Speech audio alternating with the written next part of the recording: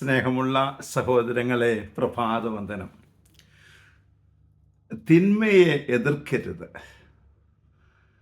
എത്ര മനോഹരമായൊരു പാഠമാണ് ഈശോ ഇന്ന് സുവിശേഷത്തിലൂടെ പഠിപ്പിക്കുന്നത്. തിന്മയെ തിന്മ കൊണ്ട് തന്നെയാണ് നീ എതിർക്കുന്നെങ്കിൽ നീയും തിന്മ ചെയ്യുമല്ലേ.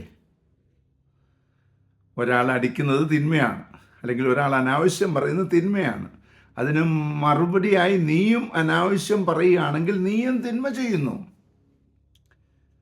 സ്നേഹമുള്ള സഹോദരങ്ങളെ, തിന്മയെ തിന്മ കൊണ്ട് കീഴടക്കാൻ പറ്റില്ല എന്ന് പഠിപ്പിച്ചവനാണ് കർത്താവ്. കീഴടക്കണമെങ്കിൽ അതിന് നന്മ തന്നെ വേണം. ഇരുട്ടിന് വെളിച്ചമാണ് ആവശ്യം, തണുപ്പിന് ചൂടാണ് ആവശ്യം. ഇതുപോലെ അല്ലേ, ഓരോ കാര്യത്തിനും നേരെ ഓപ്പോസിറ്റായ കാര്യമാണ് നമുക്ക് വേണ്ടത്. ഈശോ പഠിപ്പിച്ച ഈ പാഠം എത്ര മനോഹരം.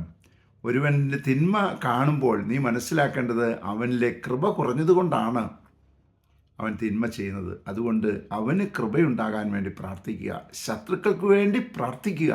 ഈ പാഠം പഠിപ്പിച്ചു തന്ന ആ വലിയ സ്നേഹത്തെ ഓർത്ത് ഈശോയ്ക്ക് നന്ദി പറയാം, പ്രാർത്ഥിക്കാം. പരിശുദ്ധ അമ്മേ സഹായിക്കണേ, വിശുദ്ധ യോസേപ്പ് പിതാവേ ഞങ്ങൾക്ക് വേണ്ടി പ്രാർത്ഥിക്കണേ, പരിശുദ്ധാത്മാവേ എഴുന്നള്ളി വരണേ.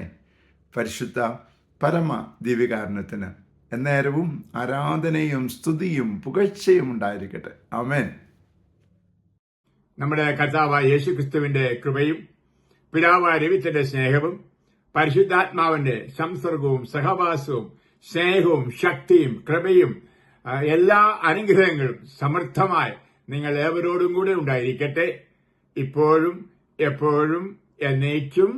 ആമേൻ.